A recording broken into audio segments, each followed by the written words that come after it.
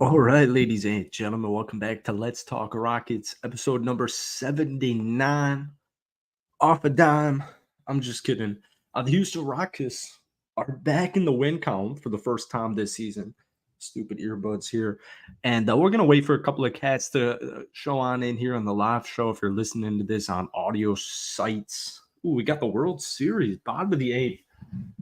One of these is the light. That one is the light. Thank you everybody for tuning in, man, live and post live. The game is technically still going on. There's like 30 seconds left. So let me get that final score for you. 128 to 108 for the victory for the Houston Rockets over the Memphis Grizzlies. Oh, still with the earbuds. Huh. This was a beautiful game, man. The first quarter was a absolute whirlwind of emotions, 38 to 38 after the first quarter.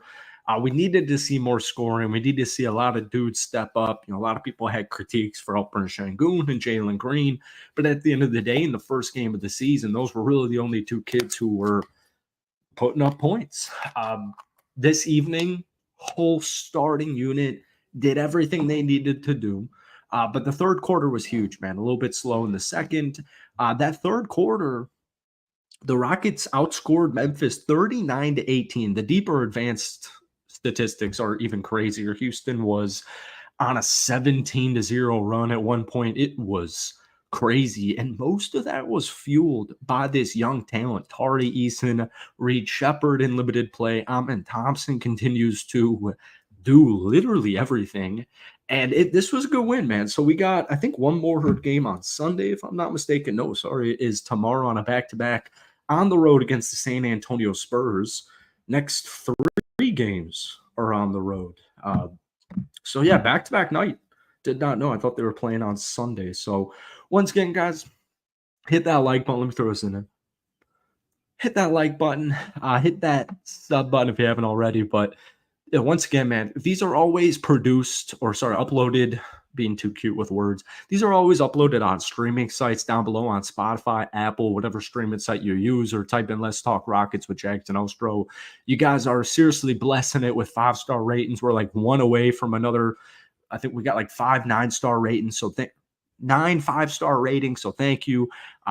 But we're gonna be doing these pretty much after every single Rockets game if I'm watching it, if the NFL season doesn't get in the way, or the day after. So if you want to listen in the gym or what have you, go give that a listen, or sorry, I should say a follow. Let me make sure everything on my end is all figured out here because we only got a couple of cats in here.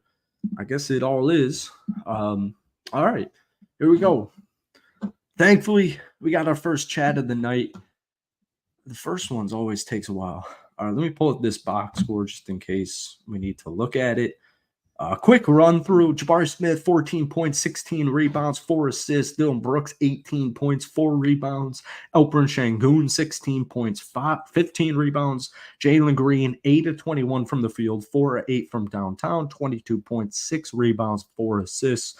Freddie Double V dealing with a bunch of foul trouble. 16 points, 3 rebounds, 3 assists, 5 of 9 from the field and downtown. Then we get into the bench unit. Tari Eason, like we were saying, man, Tari and Amin and Cam and Reed all were huge to the Rockets winning and coming back in that just monumental third quarter or third period there. And yeah, Amin Thompson, 9 points, 6 rebounds, 3 assists, 2 of 4 from the field. He had 8 turnovers. Amin Thompson had 8 turnovers tonight. I did not figure that out when I was watching it. Amin Thompson had 8 turnovers. Am I reading that correctly? Jeez. So Houston as a team had 17, very reminiscent of the first game. But if you watch basketball, if you only watch the Rockets' first game and tonight, every NBA game I've watched every single night, the first quarter starts off desperately slow. Cam Whitmore, 11 points, 3 rebounds. He was huge in that fourth quarter, especially to solidify this win. Reed Shepard, backup point guard, minutes for Freddie Double V, couple of threes. And Tari Eason, man, 13 points, 5 rebounds, 5 of 7 from the field. Important number here because we got Point God in the chat asking if I should think the Rockets should trade Jabari. Tari Eason was 3 of 4 from downtown, 16 minutes, 2 steals, 1 block. Apple Wallet, get out of here. 13 points in 16 minutes. Um, point guard, I would say there are players on the Houston Rockets where I was talking about this on Twitter earlier tonight. There are a couple of players on the Rockets team that are probably expendable. I think more likely Dylan Brooks is number one on most people's list just because, like Dylan tonight played 31 minutes. I saw a couple of tweets about it. Tari missed 60 games last season.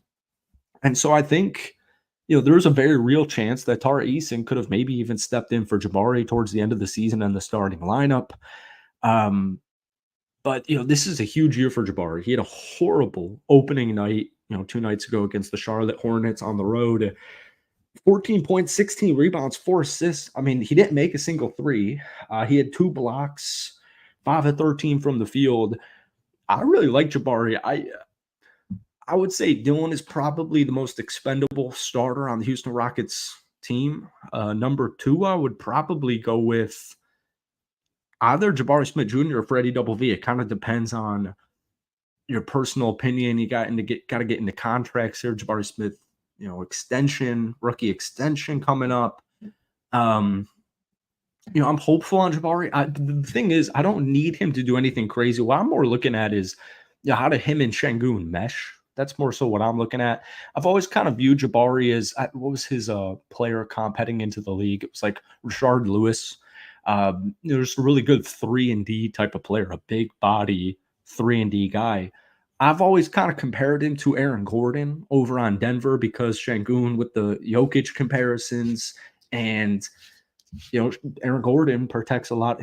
Also, by the way, real quick, just like Şengün, when Jokic wants to play defense, he can play defense. He can protect that rim. But that's what I'm looking for this year with Jabari Smith is I never really thought he was going to be this, 18 point per game guy. I never really thought he was going to be the superstar coming out of, our core 6, core 7, or what have you. But I don't think Jabari will get traded at any point in this season. But depending on how the Houston Rockets season goes this year, I would definitely look at guys like Dylan Brooks and Jabari Smith Jr. as, maybe they get pushed out. I see a lot of stuff on the timeline about people want like a combination. People want this as a starting lineup. They want like Fred, Jalen, Amen, Jabari, or Tari, and Şengün. And you even watch like Şengün out there on the court with guys like, just the whole starting lineup. That's why I, preface this conversation with Tari's 3-point statistics because we saw him play 20 basketball games last year. It was too small of a sample size for a kid in a sophomore campaign. But if Tari's got a 3-point shot, and if he can create off the dribble, or if he just has a straight up 3-point shot and he's knocking in 3 threes a night on, 6 or 7 attempts, that helps Houston a lot. But I just think, a combination of like Tari taking over for Dylan Brooks, and your starting lineup would be Fred, Jalen, Tari, Jabari, and Şengün. I don't think Tari is a consistent enough proven shooter from downtown where I would think the fluidity of that offense would work that well. That's just me. And once again, he played 20 basketball games last year, so we can't really even evaluate it. This guy's so good with rebounds. He's so good with offensive rebounds. He's so good with energy that I think he's pretty much perfect for, the 6th, 7th man with Amen Thompson coming off of the bench. When I see people wanting to get rid of like Fred and Dylan and run a starting lineup of like Amen, Jalen, Tari, Jabari, and Şengün, I just don't think spacing-wise that would work well because you'll see 4 shooters surrounding Şengün in the starting lineup, and there are times where the offense gets a little bit stale. And I think it's just a little. I need to see a full season of Tari. I need a full season of Jabari in his 3rd season before we can make future things. There's this guy in my OG Rockets listener or OG YouTube listener on this page here. Hit the like button, guys. We got 5 people in here, and the first Houston Rockets win. Unacceptable. I got to step up. The whole need for a star this season, I think, is overdone. I think when you see teams that you get compared to, like the Oklahoma City Thunder, I think people kind of jump the gun a little bit. hopefully Alperen Şengün is the face of the Rockets, and hopefully Jalen Green is, the backcourt star for the Rockets. But you got to remember, man, 2 years ago we won like what 21 games, 20 games, 22 games, something like that. We had the biggest win differential in the NBA last season, but we don't have the Shea and we don't have the, Chet coming off such a great rookie season. They just get compared to OKC so much. And I just think we're on completely different, but similar timelines with OKC, where I just need to see all these guys play for a full 82 game slate. We won 41 games last season, and it was a huge step up from winning 17, 18, 19, 20. I don't remember the exact number. That I'm not pressed for making any moves mid-season. Whether Jalen's, he just got extended, Şengün just got extended. So the thought there is these guys are Rockets for, at least the whole next season or this season. I think most likely what you'll see with the Houston Rockets, depending on how this year goes, or even not, you'll see a move for a superstar at some point. And it's just going to come down to, is Tari going to be in it? Is Jabari going to be in it? Is Jalen Green going to be in that? The clear upgrade position for me is Dylan Brooks. But this evening we saw. It reminds me of like Rodgers, man. Every time I watch like Dylan Brooks and a foul gets called, a penalty gets called, he's always like, he's always so flabbergasted. He's like he's so confused. He just fouled somebody. He's so confused, or he didn't get a foul call. He's so confused, and it's like that gets old really quickly. But that's just kind of his MO. 18 points, 4 rebounds, 5 of 12 from the field, 2 of 6 from downtown, 2 steals. He was huge in the end of third, or mainly in the fourth quarter, just putting points on the board to maintain that lead from that third quarter run. But I would say people are getting really sick of Dylan Brooks. I was kind of off the Dylan Brooks train when he got traded, when he got signed by Houston, thinking like it probably is more of a quick rental while we try to establish an identity and a culture, while we try and take that next leap into the playoffs. But I love his defensive tenacity. Dylan Brooks always kind of been a difficult player to assess based off a stat sheet because of the energy and the defense he provides for you. He's just got a chip on his shoulder. He's so intense. And I just really like having a player like that. Throw some comments in here, man. We got only 5 people watching this. Hit that like button. Throw some comments down there. Cool tidbit. All 5 Houston Rockets players finished as pluses. Jabari plus 18, Dylan Brooks plus 13, Alperen Şengün plus 17, Jalen Green plus 19, Freddie Double V. I need to watch this film. I need to watch Amin Thompson's game incomplete, because he played 24 minutes, 9.6 rebounds, 3 assists, 2 of 4 from the field, 0 of 1 from downtown. Made huge stat, all 5 of his free throws for Amin Thompson this evening. 8 turnovers. Watching this basketball game, did not really think that it was that bad. But 8 turnovers is crazy. But he was number 3 as far as plus minus goes. He was a plus 16, plus 15. So really interesting. Ooh, Yankees scored 2-2, top of the 9th, 2 outs. Oh, did Gleyber Torres just hit a go-ahead home run? Oh, he did. Where's that remote?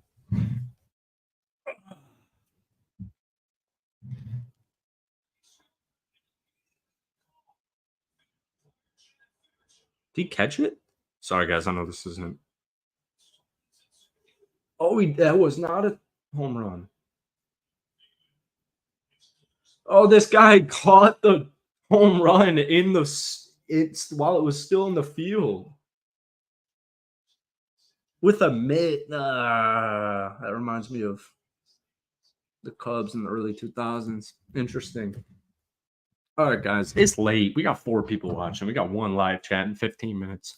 Really upset with myself here. Point is, great Rockets win. I'll probably make a video on this tomorrow, and we'll probably do a stream. Oh, the Rockets play tomorrow. Probably do a post-game stream. I probably won't do a post-game stream. Probably do a stream on Sunday morning, early afternoon, and they'll probably do a Rockets recap from the first 2 games, but mainly tonight's game. as long form as a video tomorrow. So thank you guys for watching. Hit that like button, that sub button if you haven't already. Once again, these are always available on streaming sites about a half hour to an hour once I record this. Check that out if you are on a walk or at the gym or driving or what have you. And yeah, thanks for tuning in live and post live. We'll see you tomorrow. Peace.